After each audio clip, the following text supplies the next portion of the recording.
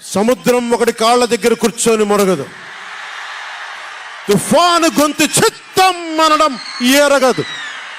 పర్వతం ఎవడికి వంగి సలాం చెయ్యదు.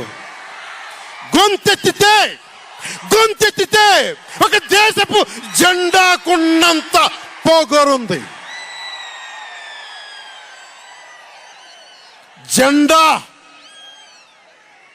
జెండా సభ ఎందుకు పెట్టాను?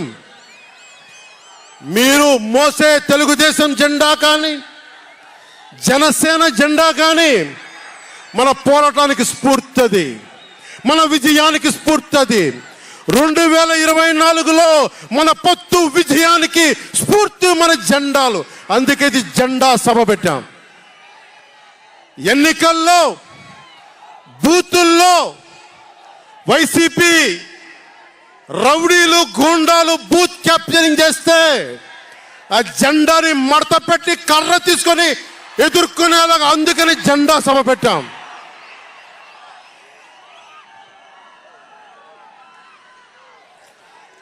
జెండాది కిందికి. వైసీపీ పాలనలో జగన్ కళ్ళ ప్రకారం అభివృద్ధికి ఒక మచ్చ తునక, ఒక చక్కటి గీటురాయి. ఆంధ్రప్రదేశ్ రోడ్ల మీద పాలు పోస్తే ఎంత క్లీన్గా ఉంటాయంటే మన గిన్నెల్లోకి పాలు ఎత్తుకోవచ్చు, అంత క్లీన్గా ఉంటాయి. చక్కగా శుభ్రమైన రోడ్లు, గుంటలు లేని రోడ్లు, తెల్లటి పాలు పోసినా కానీ తిరిగి మన గిన్నెలోకి ఎత్తుకోవచ్చు. అది వైసీపీ నాయకుడు చెప్పేది. స్కూల్లో మనకి స్కూల్ ఫినిష్ చేయగానే, కాలేజీలు పూర్తవగానే అమెరికా నుంచి, ఇంగ్లాండ్ నుంచి, విదేశాల నుంచి పరిగెత్తుకుంటాకొచ్చి మన విద్యార్థులను తీసుకెళ్ళిపోతున్నారు వైసీపీ పాలనలో. అంత గొప్పగా ఉంది. ఉద్యోగాలు ఏ మూలకెళ్ళినా కిళ్ళీ కొట్లను, బడ్డీ కొట్లను విరివిగా దొరికేస్తున్నాయి. కత్తిపోట్లు, గాయాలు, మర్డర్లు సినిమాల్లో తప్ప పాపం మన వైసీపీ పాలనలో ఎక్కడ లేవు. పిల్లలు కూడా ఇది మర్డర్ అంటే ఏంటి, పుడుచుకోవడం అంటే ఏంటి అని చూస్తున్నారు. ఈ 5 ఏళ్ల వైసీపీ పాలనలో క్లీన్ రోడ్స్ ఉన్నాయని, ఉద్యోగాలు అద్భుతంగా ఉన్నాయని, స్కూల్స్ విద్యార్థుల్లో పట్టభద్రులు అయిపోయి అందరికి ఉద్యోగాలు వచ్చేస్తున్నాయని ఒకటి పగటికల్లో ఉన్నారు. రోడ్ల మీద వెళ్ళాలంటే రోజులు అయిపోతా ఉన్నాయి. అందుకే కొంచెం కష్టమైన డబ్బులు తెచ్చి హెలికాప్టర్లు కట్టి ఇక్కడ సభాస్థల్లో దిగుతున్నాం. ఓజీలో వచ్చే రెమ్యునరేషన్, ఓజీలో వచ్చే సినిమా డబ్బులు, కేజీ బియ్యం కూడా కొనకుండా హెలికాప్టర్లకు పెడతా ఉన్నాం.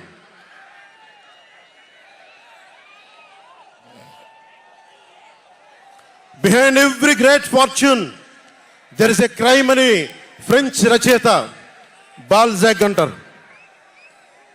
ఏ కష్టం చేయకుండా అర్ధాంతరం నడిమంత్రపు సిరి వచ్చినప్పుడు దాని వెనక ఒక నేరం ఉంటుంది. ఇది సూక్తి యొక్క సారాంశం. క్లాస్ వార్ అని చెప్పే జగన్ 5 కోట్ల మంది ప్రజల రాష్ట్రాన్ని 5 మందికి తాకట్టు పెట్టాడు. ఇక్కడున్న యువతను చూసి ఒకటే మాట్లాడుతున్నాం.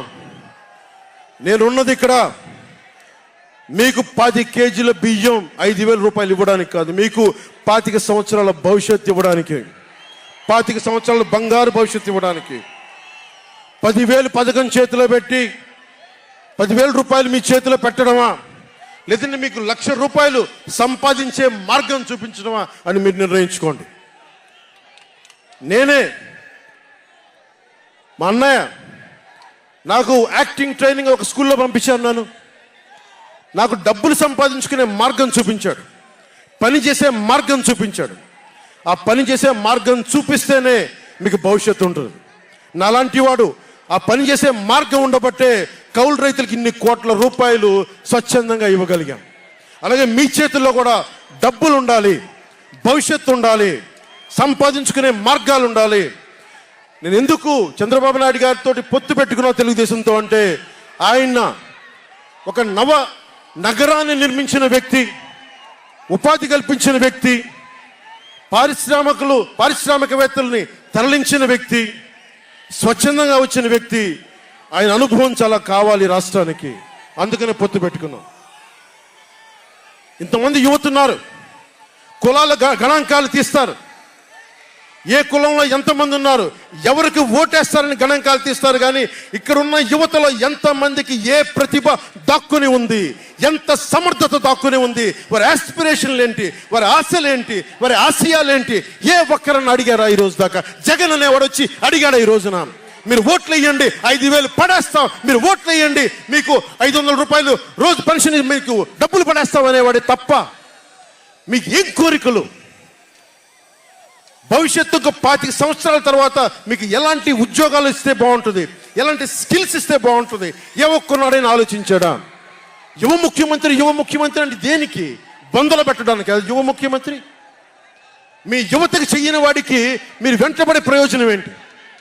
నా అభిమానులకు కూడా చెప్తా ఉన్నాను, నన్ను కాదని మీరు జగన్కి ఓటేశారు, మర్చిపోను. ఈ రోజున మీరు సఫర్ అవుతున్నారు, నేను కాదు. మీ భవిష్యత్తు కోసం వచ్చే నేను రోడ్ల మీదకి. శుభ్రంగా కోట్లు సంపాదించుకునే మార్గాలు ఉన్నాయి నా దగ్గర, యాక్టింగ్ స్కిల్స్ ఉన్నాయి. అన్నీ కాదనుకొని ఎందుకు వచ్చాను? నన్ను నేలే, మన మనుషులే, మన వాళ్ళే, తప్పన పెడితే నేను 2 చోట్ల ఓడిపోయాను. 2 చోట్ల బాధ లేదు, నిలబడ్డా. 2 చోట్ల ఓటమి బాధ మీకు ఎలా ఉంటుందో తెలుసా? ఒక ఎగ్జామ్ పోతే మీకు బాధ ఎలా ఉంటుందో విద్యార్థికి తెలుసు. అలాంటిది నేను 2 చోట్ల ఓడిపోతే నేను నిరాశ, నైరాశ్యం, బాధ ఉండింది. ఒకటే గుర్తుపెట్టుకున్నా, ట్రైన్లో డర్బన్లో దక్షిణాఫ్రికాలో గాంధీని ట్రైన్లోంచి గెంటి వేయబడ్డ గాంధీ గారు గుర్తొచ్చారు. ఏ ఆటుపోట్లు తీసుకోకుండా మన పార్టీని నడపలేం, అవమానాలు తీసుకోకుండా ముందుకెళ్ళలేం. వారందరినీ స్మరించుకొని వారి స్ఫూర్తితోటి ఈరోజు నిలబడే ఉన్నాం, బలంగా నిలబడి ఉన్నాం, ఒక కంటకొని ఎదుర్కొంటా ఉన్నాం. మీరు చెప్పండి, మీకు కాంటాక్ట్ సర్టిఫికేట్ కావాలి ఉద్యోగాలకు వెళ్ళాలంటే? మీరు ఉద్యోగాలకు వెళ్ళాలంటే కాంటాక్ట్ సర్టిఫికేట్స్ కావాలి, పాస్పోర్ట్ కావాలంటే మీ ప్రవర్తన ఎలాంటి ప్రవర్తన కాంటాక్ట్ సర్టిఫికేట్లు కావాలి. ఒక ముఖ్యమంత్రికి కాంటాక్ట్ సర్టిఫికేట్లు అవసరం లేదు. ఎన్ని కేసులున్నా పర్లా, ఈ ఉండే గూండా ఎమ్మెల్యేలకి ఎన్ని దోపిడీలు చేసినా వాడికి కాంటాక్ట్ సర్టిఫికేట్ అవసరం లేదు. పోలీసు ఉద్యోగానికి వెళ్ళాలంటే కాంటాక్ట్ సర్టిఫికేట్లు, చిన్నపాటి ఉద్యోగం కావాలంటే కాంటాక్ట్ సర్టిఫికేట్లు. కానీ మనల్ని పాలించే ఈ వైఎస్ జగన్కి, వీళ్ళ అనుంగులైన ఈ దాష్టీకుల సమూహానికి కాంటాక్ట్ సర్టిఫికేట్ అవసరం లేదు. మనకి కాంటాక్ట్ సర్టిఫికేట్లు ఇచ్చే నాయకులు మనకంటే ఉన్నతంగా ఉండి తీరాలి. మీరు అలా కాకుండా దోపిడీగాళ్ళని, దొంగల్ని ఎన్నుకుంటే మనమే బాధపడాల్సి వస్తుంది. ఈ రోజున పొద్దున్నే పథకం కింద డబ్బులు ఇస్తాడు, సాయంత్రం సారా కింద పట్టుకోపోతాడు. జగన్ ఇచ్చేది చేయూత కాదు, చేతి వాటం. పొద్దున్నే డబ్బులు ఇస్తాడు, పొద్దున్నే పథకం కింద డబ్బులు, సాయంత్రం సారా కింద పట్టుకెళ్ళిపోతాడు. ఎక్కడైనా చూడు, డిజిటల్ పేమెంట్స్ లేవు, మొత్తం సారా డబ్బులు అంతా క్యాష్ డబ్బులు, మొత్తం క్యాష్ డబ్బులు.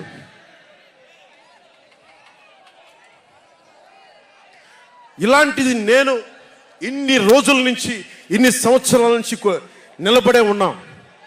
బాధగా ఉంది, అరే మా నేల ఏమైపోతుందని బాధ ఉంది. కింద మీద పడుతున్నాం. ఏ రోజు కూడా ఎవరిని చేయి సాచి డబ్బులు అడగలా, నిలబడి ఉన్నాం. కష్టపడి సంపాదించిన డబ్బులు తీసి పార్టీని నడిపాం. ఎవరున్నారు నా వెనక? మహామహులు ఉన్నారా? నన్ను నమ్మే నా జన సైనికులు, నమ్మిన నా తల్లులు తప్ప